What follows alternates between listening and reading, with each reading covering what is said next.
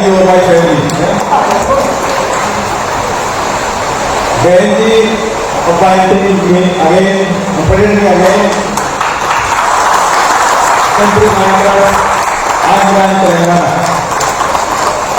So today,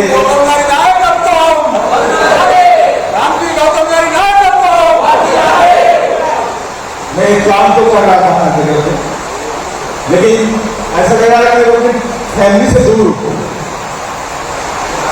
लेकिन आज लगा कि मैं वापस फैमिली आया और 100% जो बहन जी का जो होप है, जो ट्रस्ट है, जो तेलंगाना आंध्र पीपल, हम उस ट्रस्ट को बनाएंगे और मजबूती से आगे बढ़ाएंगे। और हमने मेहनत किया, नो डाउट, हमने मेहनत किया in both election, assembly election में हमने मेहनत किया और पार्लियामेंट में मेहनत किया। आंध्र में मेहनत हुआ, ऐसा नहीं कि कोई मेहनत नहीं हुआ, सब कोई काम नहीं किया, बट कहीं ना कहीं समाज में कमी रही, जो भी कमी रही उसको हम एनालाइज करें और उसको 100% आने वाले इलेक्शन को उसको रिजल्ट में कन्वर्ट करें। बहुत होप है क्योंकि तेलंगाना है Andhra people. Already there is some people talking about Andhra and Telangana. With DSP, why DSP is not in power in Telangana and Andhra Pradesh? But mass was there, huge rally was there, but what happened? No problem. It is the first time. First time we show the state, and next time we will convert this state in the result. 100% result आया और उसको लेकर के मैं महीने आपके पास मुझे फिर से मिला। मैं कोई भी डिसाइड नहीं करूँगा किसी को क्या किया क्या नहीं किया, मेरा ही काम नहीं। मैं उसमें बार बार पीछे जाऊँगा, मेरे बारे में क्या बोला क्या नहीं बोला, अगले बार को बोला ओके। हमें आगे की तरफ बढ़ना, फॉरवर्ड, हमेशा फॉरवर्ड चलना, पीछे से ग्राफ करना कि हमने जो गलतियां करी हैं उन गलतियों से हमें लर्न करना। What is mistake that time happened in our my team, not my self, my team, जो भी गलती आप उसकी करें।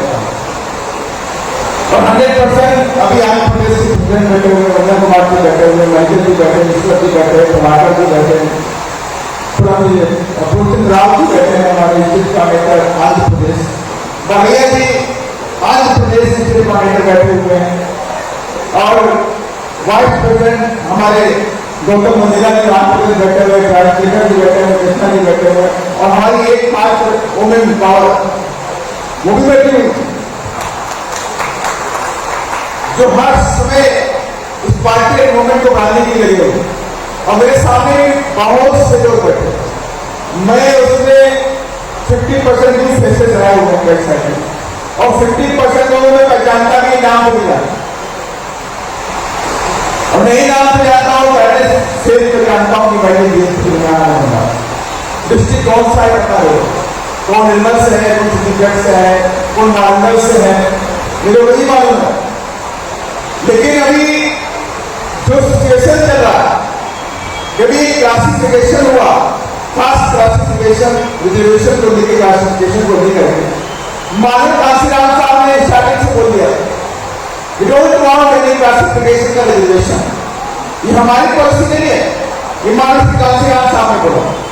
और कहा था हमें पावर चाहिए, वी वांट पावर, हमें पावर चाहिए, क्लासिफिकेशन से काम नहीं चलने वाला, हमें पावर की तरफ देखना था, उस चीफ मिनिस्टर की कुर्सी की तरफ देखना था और हमें तोड़ने के। आपको मालूम होगा जिसका मन था सितंबर 24 सितंबर 1932 क्या बोलते उसको, पूरा फैक्ट डे बोलते ही बोलते। और मामा साहब अम्बेडकर ने कहा था दैट डे कि नाउ द चमचा will create in my community. अब हमारी कम्युनिटी में चमचा क्रिएट हो जाएंगे, उस चमचा लेकिन work for the different process. और अभी भी हो रहा है, अभी भी जो चमचा के लोग जीत करके कांग्रेस से, बीजेपी से, बीआरएस से जीत के जाते हैं, वो लोग SC/ST एट्रोसिटी के ऊपर SC/ST के राइट्स के ऊपर पार्लियामेंट में बोलने का काम नहीं करना। इसके मतलब वो हमारे चर्चे हमारे वोट से जीत कर आते हैं, लेकिन हमारी जो कमेटी के ऊपर, हमारे समाज के ऊपर अत्याचार होता है, बच्चे के साथ रेप होता है, मर्डर होता है, युवाओं के साथ मर्डर होता है, उस पर बोलने का काम नहीं करता यार। वहां पे सारे खड़े रहते, ओनली बीएसपी टॉकिंग अबाउट है। अगर बिहार में रेप होता है तो बीएसपी बोलती है, राजस्थान में रेप होता है बीएसपी बोलती है, तेलंगाना में रेप होता है तो बीएसपी बोलती है, तमिलनाडु में रेप होता है तो बीएसपी बोलती है। लेकिन वहां के लीडर्स, वहां के Dalit leaders they are not talking about it. इसलिए मैं आप सबसे कहना चाहता हूं कि अभी जो सिस्टम चल रहा है, हमारी जो बाबा साहब ने कहा एजुकेट योरसेल्फ, नागरिक unite yourself and educate yourself, और जो हमारी यूनिटी है वही हमारी स्ट्रेंथ। यूनिटी के दम पर हम पार्लियामेंट में पहुंच सकते हैं, यूनिटी के दम पर हम चीफ मिनिस्टर की कुर्सी पर पहुंच सकते हैं। अगर हमारी यूनिटी डिवाइड हो गई तो हमारी ताकत खत्म हो जाए। बड़ी मुश्किलों के बाद बाबा साहब डॉक्टर अम्बेडकर ने हम सबको गाइड किया, और उसी कार्य को लेकर महाराज काशीराम साहब ने हमको गाइड किया, और एक हमने एक प्लेटफॉर्म दिया, BSP is your platform for all, चाहे हमारा हो, चाहे हमारिया हो, चाहे कोई भी हो। उसका पहले प्लेटफॉर्म एक प्लेटफॉर्म है जो बहुजन समाज के लोगों का जो प्लेटफॉर्म है वो क्या है? बहुजन समाज पार्टी। आपको इस पे आना पड़ेगा, और एक छोटे छोटे टुकड़े जो मान रहे हो उसको मानने की जरूरत नहीं है। जब आप कुर्सी पे बैठ जाओगे तो आप देने वाले बन जाओगे, ना कि मांगने वाले बन जाओगे। आपको देने वाला समाज करना है, ना कि मांगने वाला समाज। और आज जो मनुवाद लाते हैं, सामंतवाद लाते हैं, वो हमारी कमेटी को बांटना चाहते हैं, हमारे प्लेटफॉर्म, हमारी बेइज्जती को कमजोर करना चाहते हैं। और इस तरह के डिसीजन आते हैं कि हमारी SC/ST के क्लासिफिकेशन कर देंगे। अरे भाई आप बताओ, आप पार्लियामेंट के अंदर कॉन्स्टिट्यूशन में रिजर्वेशन आर्टिकल 341 में लिखा हुआ आर्टिकल 341 में कास्ट लिखी हुई है, और बाबा साहब डॉक्टर अम्बेडकर ने ये भी कह दिया इसमें जो भी चेंजेस करने हैं आर्टिकल के अंदर 341 में, तो सुप्रीम कोर्ट से नहीं हो सकता, वो पार्लियामेंट की डिबेट से। आप डिबेट में जाएंगे पार्लियामेंट के अंदर, वोटिंग के लिए वहां पर आकर के, तो वहां से नहीं करते हैं, लेकिन वो हमारी स्ट्रेंथ को डिवाइड करना चाहिए, हमारी ताकत को डिवाइड करना चाहिए, डिवाइड एंड रूल की पॉलिसी को अपनाना चाहिए। हमें उनसे आगाह रहना चाहिए। मैं उससे बोलना चाहता हूं, पूरे देश के अंदर डिमांड चल रही है, राहुल गांधी बात तो बोलते हैं पार्लियामेंट के अंदर कास्ट सेंसस होना चाहिए। मैं भी हमेशा बोलता हूं, हमेशा हम भी बोलते हैं कि बीएसपी डिमांड करती है, शुरू से लेकर आज तक डिमांड कर रही है, इस देश के अंदर कास्ट सेंसस होना चाहिए। लेकिन राहुल गांधी जी की सरकार है, कांग्रेस की सरकार में अंदर, but they are avoiding this sentence in the Punjab और आप आंध्र प्रदेश, इधर कोई आवाज नहीं आ रही है। जहां ओबीसी की मेजोरिटी रहती है तेलंगाना के अंदर, ओबीसी की मेजोरिटी आंध्र प्रदेश में रहती है, SC/ST भी 21% के आसपास रहता है, लेकिन ओबीसी और SC/ST को उनको हक देना पड़ जाए, उनको पावर देना पड़ जाए, इसलिए तेलंगाना के अंदर कास्ट सेंसस की बात नहीं की जाए, यहाँ पे कास्ट सेंसस की बात नहीं की जाएगी। यहाँ पे कोई गौड़ मुख्यमंत्री ना बन जाए, कोई यादव मुख्यमंत्री ना बन जाए, कोई माटिया मुख्यमंत्री ना बन जाए, कोई माला मुख्यमंत्री ना बन जाए, कोई चटिया मुख्यमंत्री ना बन जाए, इसलिए यहाँ पे कास्ट सेंसस की बात नहीं की जाए। यहाँ पे नहीं की जाएगी, बात की जाएगी उत्तर प्रदेश की पार्लियामेंट में की जाए। अरे आपको एग्रीमेंट करना है, सबसे पहले आप यहाँ पे करो, तेलंगाना के अंदर करके दिखा दो, तेलंगाना में नहीं करो। इसलिए इन लोगों से बचने की जरूरत है। अभी राहुल गांधी ने तेलंगाना में बोला कि जब हम पावर में आएंगे तो हम रिजर्वेशन को खत्म करेंगे, बोला कि नहीं बोला? सब जानते नहीं जानते? सभी जानते ना। तेलंगाना में वहां पे बोला कि जब हम पावर में आएंगे तो हम रिजर्वेशन को खत्म करेंगे। इसका मेंटालिटी ऑफ कांग्रेस, ये मेंटालिटी कांग्रेस, हम SC/ST OBC के लोगों को हाथ नहीं देंगे, इनको आगे नहीं बढ़ाएंगे, इनको सामाजिक न्याय नहीं देने का करेंगे। अरे रिजर्वेशन कोई ठीक नहीं है, रिजर्वेशन हमारा अधिकार है, हमारा हक है, जो बाबा साहब डॉक्टर अम्बेडकर को दे गए हैं उसको हम ले देते हैं। लेकिन कांग्रेस के लोग बोलते हैं करके हम रिजर्वेशन खत्म करें। अरे आप रिजर्वेशन नहीं खत्म कर पाओगे। अरे मेरा कांग्रेस आपको इस बैठ नहीं छोड़ेगा कि आप दोबारा में क्या करेंगे, पोल दोबारा। ये रिजर्वेशन है, ये ज्वालामुखी है, इसके साथ में खेलने की जरूरत नहीं, खेलने की जरूरत नहीं। पूरे देश के अंदर बहुजन समाज के बच्चों की स्कॉलरशिप बढ़ रही है, आपके बच्चे पढ़ते हैं, एजुकेशन के लिए स्कॉलरशिप खत्म कर दी गई, फिर एजुकेशन का सिस्टम बंद कर दिया गया। अरे इसके लिए कर रहे भाई, हम डिमांड करते हैं फ्री एजुकेशन फॉर ऑल। हमारे महापुरुषों ने डिमांड करी free education for all. Mahatma Phule ने हैम्पटन कमीशन के सामने बोला फ्री एजुकेशन फॉर ऑल, और तब से लेकर के हम आज तक डिमांड करते हैं free education for all in India. जो भी गरीब लोग हैं एजुकेशन फ्री होनी चाहिए, लेकिन सरकार इसको क्या नहीं देती, फ्री एजुकेशन की बात करती नहीं है। ऊपर से उसने क्या किया, SC ST OBC का जो स्कॉलरशिप था उसे भी खत्म कर दिया। आखिर कौन की बात है वहां पर, कौन आपके हक की बात रखेगा, कौन लड़ने की बात रखेगा। बिहार के अंदर आपने देखा, बिहार के अंदर कोलकाता में रेप हुआ, कोलकाता में रेप डॉक्टर के साथ में हुआ और वहां आज भी डिस्टर्बेंस हुआ है कि नहीं है, आज भी डॉक्टर लोग आए।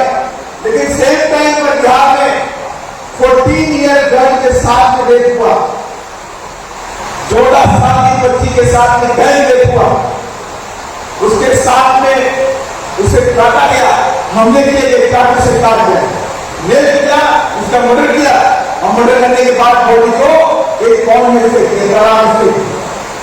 वही आने वाला ही था।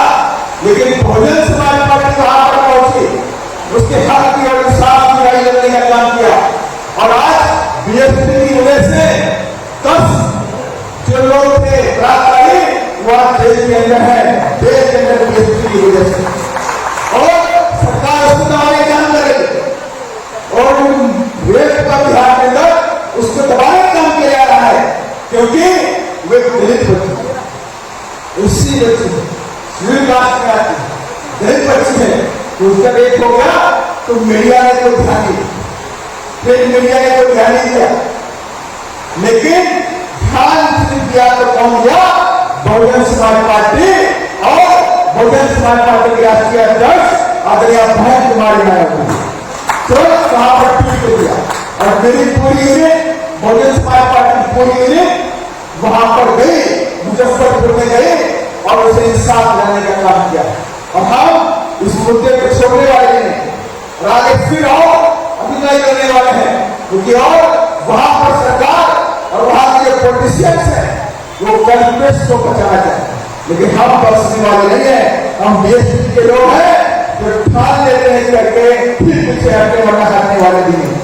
हमारे प्रेसिडेंट के ऊपर आज फरियाद हो गया, प्रेसिडेंट के ऊपर डकैती के फरियाद कराई, वहां के क्रिमिनल्स ने हमारे प्रेसिडेंट BSP के प्रेसिडेंट के ऊपर क्रिमिनल केस कराए, डकैती के फाइल कराए गए। लेकिन हम लड़ने वाले नहीं है, कल बिहार के अंदर मीटिंग होगी, बिहार में मुद्दा उठेगा, हम वहां मार्च करेंगे, आंदोलन करेंगे, लेकिन कहे कोई भी अत्याचार हम बर्दाश्त नहीं करेंगे। पूरे देश के अंदर कहीं होगा मेरे बहुजन समाज के सामने, तो बहुजन समाज पार्टी का एक सिपाही इंसाफ की लड़ाई करने का काम करेगा। इसीलिए मैं आप सबसे कहना चाहता हूं कि बहुजन समाज पार्टी जो कार्यकर्ता है, मार के पॉलिटिकल पार्टी का वर्ग नहीं, आपके ऊपर रिस्पॉन्सिबिलिटी है, समाज की रिस्पॉन्सिबिलिटी है, गरीबों की रिस्पॉन्सिबिलिटी है, गरीब बच्चों की रिस्पॉन्सिबिलिटी है। वो लोग आपकी तरफ आशा भरी गांव से देखते हैं, ये मेरे BSP के लोग, मुझे जब एयरपोर्ट से आता तो लोग जान जाते हैं BSP वाला है, BSP वाला है, एयरपोर्ट के लोग आते मिलने के लिए डर हमारे नहीं किया, मेरी पार्टी के लोग, मेरी पार्टी के लोग, ये होप है कि मेरी पार्टी है। एक गरीब आदमी बोलते हैं मेरी पार्टी, गरीब से गरीब आदमी के अंदर होप है, वो मेरी पार्टी है। ये मेरी पार्टी है, तो इस बार तेलंगाना में दिखा गया है कि तुम्हारी सामंतवादियों की सोच खत्म करेंगे और बहुजन की सरकार आने वाले समय में आज नहीं तो कल बना करके 100% देंगे। और कास्ट सेंसस की जो बात है, ये बात हम गाँव उठाने का गली गली बात रखने का करेंगे।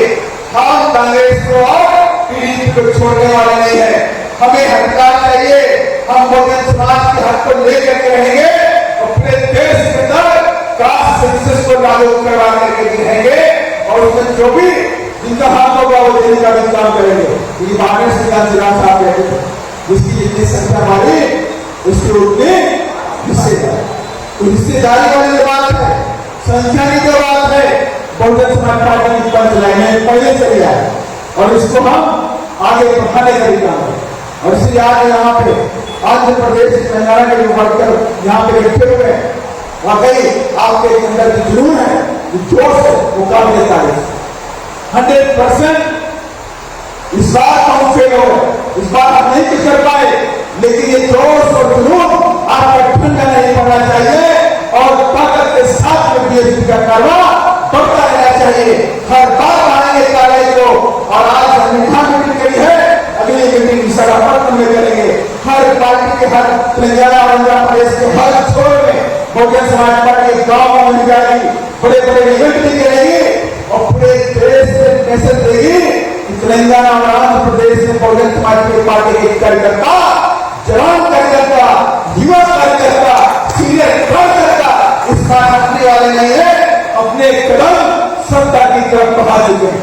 और हम आपसे कहना चाहते हैं, किसी एक आदमी को भरोसा नहीं कर रहा है, हमें हमने भरोसा करके देख लिया, हम कोई नाम नहीं है, नाम नहीं, मैं नाम नहीं रहा, लेकिन हमें अपनी ताकत पे भरोसा होना चाहिए। हम है तो बीएसपी है तो हम। नीला झंडा हाथ के निशान ऐसे, नीला झंडा हाथ के निशान ये सेल्फ रिस्पेक्ट का निशान है, ये सेल्फ रिस्पेक्ट का निशान,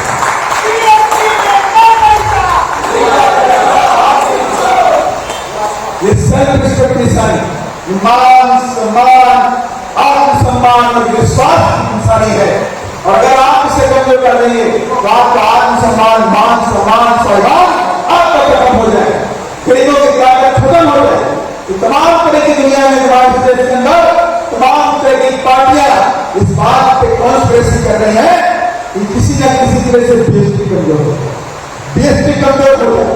और इसीलिए तमाम नीले झंडे वाले प्रचार किए गए हैं, गली गली नीले झंडे वाले लोग इकट्ठे हो गए हैं, नवाज साहब का नाम ले रहे हैं, कांसीराम साहब का नाम ले रहे हैं और उनके नाम पर अपनी दुकानें चलाने का काम कर रहे हैं। अरे मानस कांसीराम साहब की जो कोई पार्टी है तो बहुजन समाज पार्टी, जिसको मानस कांसीराम साहब ने अपने खून पसीने से सींच करके आज इस देश की तीसरे नंबर का बड़ा प्लेटफॉर्म करके दिखा दिया, राष्ट्रीय पार्टी बना के खा दिया है। उसको ऐसे तैयार नहीं होने देंगे, इसको सपनों के अनुसार और बहन के सपनों के अनुसार बहुजन समाज पार्टी आगे बढ़ती रहेगी और दुनिया में जितने भी ताकतवर लोग हैं, देश की पार्टी खत्म करना चाह रहे हैं।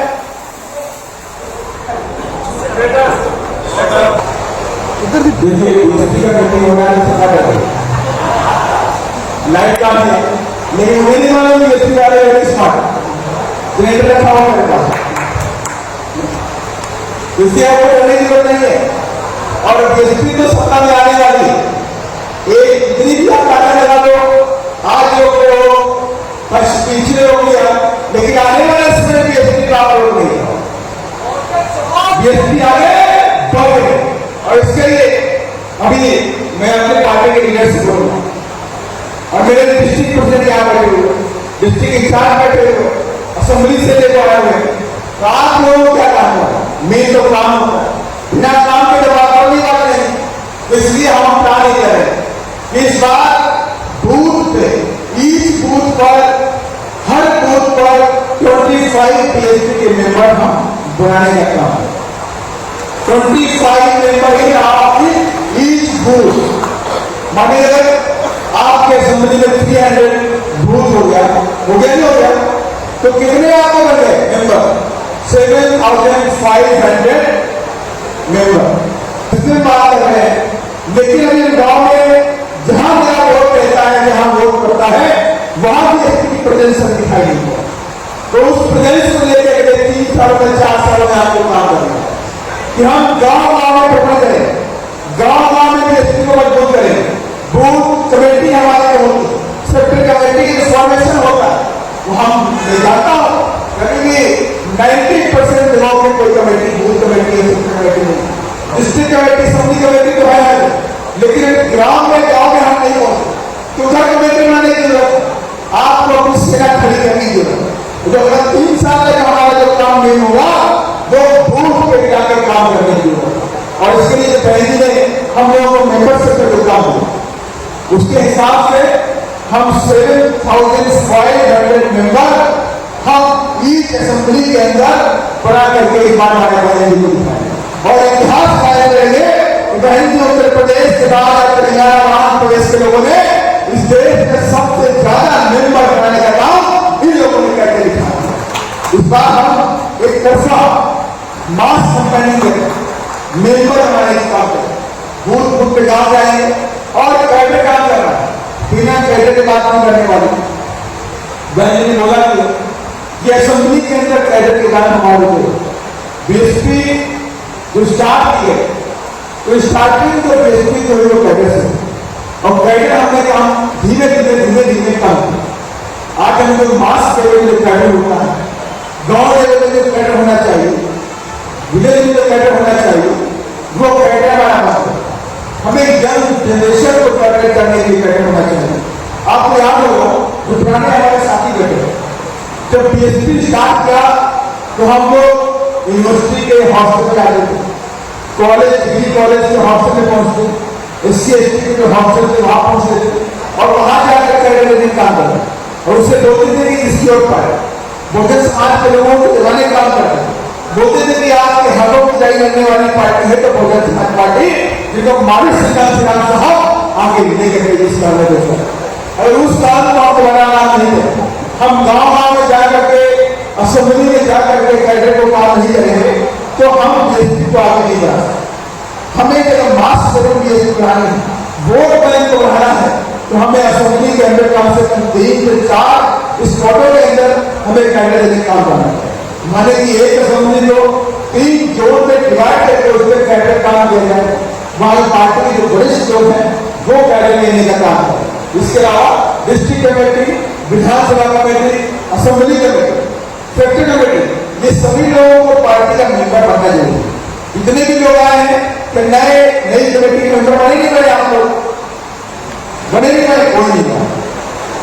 अभी बुकलेट आ रहा है, बुकलेट मेंबरशिप की बुकलेट आ जाती है। सबसे पहले हमारे पार्टी के जो वरिष्ठ लोग हैं वो भी, और district committee, assembly committee, district incharge, state body, जितने भी लोग हैं इन सभी लोगों को पार्टी का मेंबर रखा, और उसके बाद फिर आपको ग्राउंड लेवल में पार्टी के मेंबरशिप को काम शुरू करना। और ये मान लीजिए अगर आपने, मैं सीधा बोल दूं, अगर आप लोगों ने कम से कम 5 लाख पार्टी के मेंबर बनाने का काम किया है, 5 लाख मेंबर के साथ काम करेंगे तेलंगाना के अंदर 5 लाख पार्टी के मेंबर, और कम से कम 5 से 7 लाख आंध्र प्रदेश के अंदर पार्टी के मेंबर बनाने का काम है। ये टास्क बनाने का हो सकता है, लेकिन अगर आपने इसको कर लिया एक बड़ी कामयाबी की तरफ हम आगे बढ़ते। लोग जो पार्टी के मेंबर बनते हैं वो पार्टी के बारे में सोचते हैं, वो सोच समझ के पार्टी के मेंबर है। और बीएसपी कोई ऐसी पार्टी नहीं है, कोई जानता ही नहीं तेलंगाना का, भले भी वोट नहीं कर रहा है, तो वीक समझ रहा है, लेकिन बीएसपी को एक बंदा आंध्र प्रदेश और तेलंगाना में जानता कि नहीं जानता, किसी गांव में जाए आपको बीएसपी दिखाई। तो बीएसपी के मेंबरशिप को काम शुरू करना, हमें इस पर विशेष फोकस करना है। और जो काम आपका रिव्यू कर चल रहा है, assembly committee review, state committee review हो चुकी है, और आपकी डिस्ट्रिक्ट कमेटी रिव्यू चली। ये रिव्यू का काम जो है 2 मंथ में खत्म कर रहा है, माने का मंथ अक्टूबर के मंथ तक आपका रिव्यू का जो काम है पूरा खत्म होना चाहिए। और इन बिटवीन आपको जो पार्टी के मेंबरशिप का जो काम कर रहा है, इस मेंबरशिप के काम को भी आपको अक्टूबर से नवंबर के बीच में ही कम से कम 1 लाख मेंबर आपको बीएसपी के बनाने जरूरी है, ये कंपल्सरी। 1 लाख आंध्र प्रदेश के अंदर और 1 लाख तेलंगाना के अंदर। ये काम टास्क मैनेजमेंट ने को दिया है, उसको भी करना चाहिए।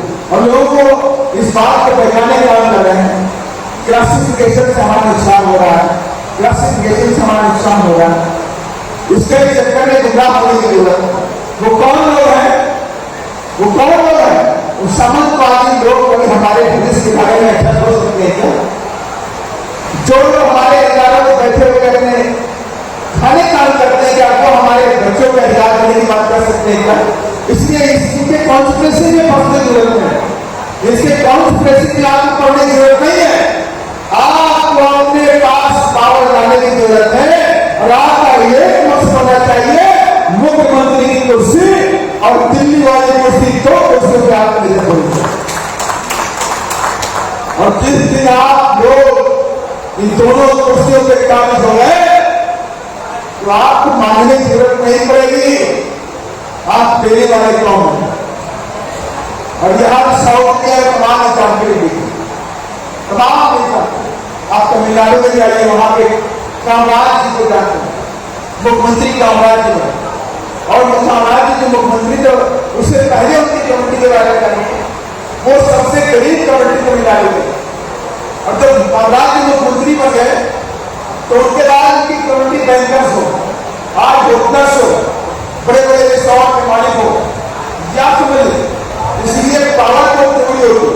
आप लोग पावर के बारे में सोचो। मैं इसी बात को लेकर के कहना चाहता हूँ, मेरे तमाम मीडिया बंधु बैठे, मैं उससे बोलना नहीं चाहता कि क्या रीजन है, what the reason behind this, कि कॉस्ट सेंसस की जो बात है वो तेलंगाना में दबाई जाए। तेलंगाना के अंदर कॉस्ट सेंसस क्यों नहीं हो रहा? उधर बिहार के अंदर नीतीश कुमार जी जो कांग्रेस के साथ में राइज करते तो उन्होंने कास्ट सेंसस कर दिया, और वही कांग्रेस की सरकार यहां पर है तो कास्ट सेंसस केवल रुका पड़ा हुआ है। उस कास्ट सेंसस को तेलंगाना की सरकार जरूर पूरा करने का काम करे। वैसा ही काम वहां पर बीजेपी की सरकार आंध्र प्रदेश में करने का भी काम करे। दिखावाबाजी से बात नहीं करेगा, जिसकी जितनी संख्या उसकी उतनी हिस्सेदारी आपको देनी ही पड़ेगी। और ये हमारी पार्टी की मांग है कि कास्ट सेंसस देश के अंदर होना चाहिए। जब हम उत्तर दिल्ली की गिनती कर सकते हैं, मुझे हमें ये मालूम है इस देश के अंदर कितने कुत्ते हैं, कितनी बिल्लियां हैं, कितनी गाय है, कितने जानवर है, कितनी चिड़िया है, तो हमारे जो लोग देश में रहते हैं तो उनकी जात भी हमें जाननी जरूरी है कि कितने कितने लोग। अगर जात सिस्टम बना रखा है तो जात जानना भी जरूरी है। तो कास्ट सेंसस होना चाहिए। इसको यहाँ के मुख्यमंत्री जी हैं उस बात को आगे बढ़ाए, कम से कम तेलंगाना के अंदर कास्ट सेंसस करवा करके यहाँ के जो हकदार लोग हैं, ओबीसी के लोग मांग रहे हैं, उनको भी हक देने का काम करें। और यही सब बातों के साथ मैं आज फिर से मैं आप सभी लोगों का शुक्रिया अदा करता हूँ कि दिल से आप अपनी भारी संख्या में आगे बैठे हुए हैं।